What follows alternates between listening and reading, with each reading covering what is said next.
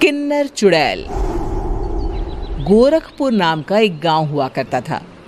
उस गांव में ज्यादा लोग नहीं रहते थे। उस गांव में एक गर्भवती विधवा औरत रहती थी। उस औरत का नाम कमला था। कमला अपने घर में अकेली रहती थी। उसके पति की सारी जायदाद उसके नाम हो गई थी, पर सभी गांव वाले उस औरत को मनहूस औरत समझा करते थे और सभी उससे नफरत किया करते थे। एक बार कमला राशन की दुकान पर खाने का सामान खरीदने जाती है। भैया जी, जरा 1 किलो दाल चावल देना। अरे हाय हाय हाय हाय हाय हाय, अरे मनहूस औरत, मेरी दुकान में अपशुगन करवाने आ गई क्या? हैं?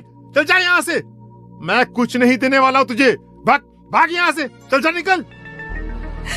भैया जी, ऐसा मत कहिए, मैं गर्भवती हूँ, मुझे खाने की बहुत जरूरत है, मुझे खाना दे दीजिए। दुकानदार कमला को वहां से धक्के मारकर भगा देता है। तभी कमला रोते रोते उस गांव के किन्नरों के इलाके में आ जाती है। गांव वाले किन्नरों को उसी इलाके में रखा करते थे, क्योंकि वो लोग किन्नरों को पसंद नहीं करते थे और उनके इलाके में रहने से मना करते थे। तो किन्नरों ने उसी गांव में अपना एक इलाका बना लिया था। जब किन्नर लोग देखते हैं कि एक गर्भवती महिला रोते रोते उनके इलाके में आ गई है, तो सारे किन्नर कमला के पास जाकर उसका हाल पूछने लगते हैं। क्या हुआ बहन, तुम्हारी गर्भवती अवस्था में इतनी बुरी हालत कैसे? तुम रो क्यों रही हो? तुम डरो मत, हम तुम्हें कोई नुकसान नहीं पहुंचाएंगे। तुम शांत होकर सब बताओ कि हुआ क्या है। मैं कमला हूँ, मैं गांव के दूसरे इलाके से आई हूँ। 2 महीने पहले ही मेरे पति की मौत हुई है। मुझे गांव के लोग मनहूस मानते हैं, क्योंकि मैं विधवा हूँ और गर्भवती भी। वहाँ के लोग मुझे खाने के लिए कुछ बेचने के लिए भी तैयार नहीं, जिससे मेरा गुजारा नहीं हो रहा था। कोई बात नहीं कमला, हम तुम्हारा ख्याल रखेंगे। किन्नर लोग कमला को एक खाली घर में रहने के लिए जगह दे देते हैं और उसकी देखभाल भी करते हैं। कुछ ही महीने बाद कमला अपने बच्चे को जन्म देती है, पर अफसोस, कमला बच्चे को जन्म देते ही अपनी जान गंवा देती है। जब सब किन्नर बच्चे को देखते हैं तो बहुत खुश हो जाते हैं, क्योंकि वो बच्चा भी किन्नर ही था। कमला ने एक किन्नर बच्चे को जन्म दिया था। अब इस बच्चे की देखभाल कौन करेगा?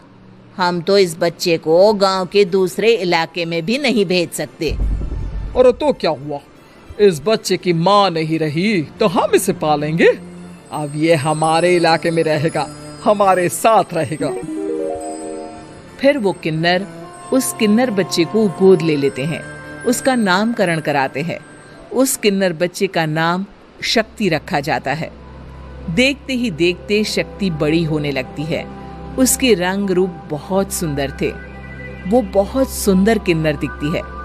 एक दिन शक्ति एक किन्नर से पूछती है, माँ जी सुनिए ना, ये गांव के दूसरे इलाके में भी तो लोग रहते हैं, तो हम वहाँ क्यों नहीं जाते?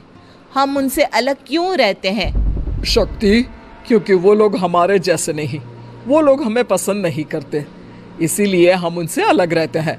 क्यों? वो हमें क्यों पसंद नहीं करते? मुझे एक बार उस इलाके में जाना है, मैं एक बार वहां जाकर घूम कर आऊं। शक्ति, खबरदार, जो तू उस इलाके में कभी भी गई तो अपनी जान नहीं गंवाना चाहती तो उस इलाके में कभी कदम भी नहीं रखेगी, समझी? इतना कहकर वो किन्नर वहां से चली जाती है। शक्ति उस किन्नर की बात सुनकर बहुत रोती है। माँ जी, ऐसा कैसे कह सकती है? उन्होंने इतनी सी बात के लिए मुझे इतना डांटा। अब तो मैं उस इलाके में जरूर जाऊंगी। फिर एक दिन शक्ति गांव के दूसरे इलाके में चुपके से जाती है। ये लोग तो हमारे जैसे ही इंसान हैं, तो ये हमसे नफरत क्यों करते हैं? जब शक्ति उस इलाके में पहुंचती है तो गांव के सारे आदमी उसके रूप से मोहित हो जाते हैं। वो लोग ये अंदाजा नहीं लगा पाते कि वो किन्नर है। शक्ति की सुंदरता देखकर सारे गांव वाले उसकी तारीफ करने लगते हैं। तभी गांव का चक्कर लगाने गांव के जमींदार का बेटा हर्ष वहां पहुंचता है। हर्ष भी दिखने में बहुत सुंदर होता है। जब हर्ष ने शक्ति को देखा तो वो भी उससे मोहित हो गया, और जब शक्ति की नजर हर्ष पर पड़ी तो वो हर्ष को देखकर मोहित हो गई। आपको पहले कभी इस गांव में देखा नहीं। इस गांव में आप नए हैं क्या? जी नहीं, वो मैं बस तभी शक्ति बोलते बोलते रुक जाती है और मन में सोचने लगती है, अगर मैंने इनको बता दिया कि मैं दूसरे इलाके से आई हूँ तो वो समझ जाएंगे कि मैं किन्नर हूँ, इसलिए मुझे इनसे झूठ ही बोलना पड़ेगा। शक्ति हर्ष को कहती है, जी हाँ, मैं इस गांव में नई आई हूँ, यहाँ अकेली रहती हूँ। वैसे आप कौन है? आप भी इसी गांव में रहते हैं? जी हाँ, मैं इस गांव के जमींदार का बेटा हूँ। आपको किसी भी चीज की जरूरत पड़े तो आप मुझे बता देना, मुझे अच्छा लगेगा। ऐसे ही शक्ति और हर्ष एक दूसरे से रोज मिलने लगते। वो दोनों अपने प्यार का इजहार करने एक दूसरे से मिलने जाते हैं। तभी शक्ति का पीछा करते करते एक किन्नर वहां आ जाती है। शक्ति, मैं तुमसे बहुत प्यार करता हूँ। मैं तुमसे शादी करना चाहता हूँ। क्या तुम मुझसे शादी करोगी? हाँ हर्ष, मैं तुमसे शादी करूंगी, पर मैं तुमको अपने बारे में एक सच्चाई बताना चाहती हूँ जो मैंने तुमसे छुपा कर रखी है। तभी उनके बीच में ही वो किन्नर आ जाती है। शक्ति, तेरी हिम्मत कैसे हुई ऐसा करने की? वो किन्नर शक्ति को खींचकर गांव के जमींदार के पास ले जाती है। हर्ष भी वहां शक्ति को बचाने के लिए पहुंच जाता है। जमींदार शक्ति और हर्ष के प्यार के बारे में सुनकर गुस्से में आ जाता है और शक्ति को गांव के बाहर निकालने की सजा देता है। शक्ति ये बात सहन नहीं कर पाती और कुएं में कूदकर अपनी जान दे देती है। जमींदार हर्ष की शादी गांव की एक लड़की से करवा देता है, पर हर्ष इस शादी से खुश नहीं होता।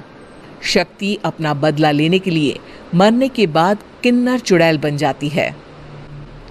अब मैं इन गांव वालों को नहीं छोड़ूंगी, अब इनसे मैं अपने प्यार का बदला लूंगी। किन्नर चुड़ैल गांव वालों को परेशान करना शुरू कर देती है।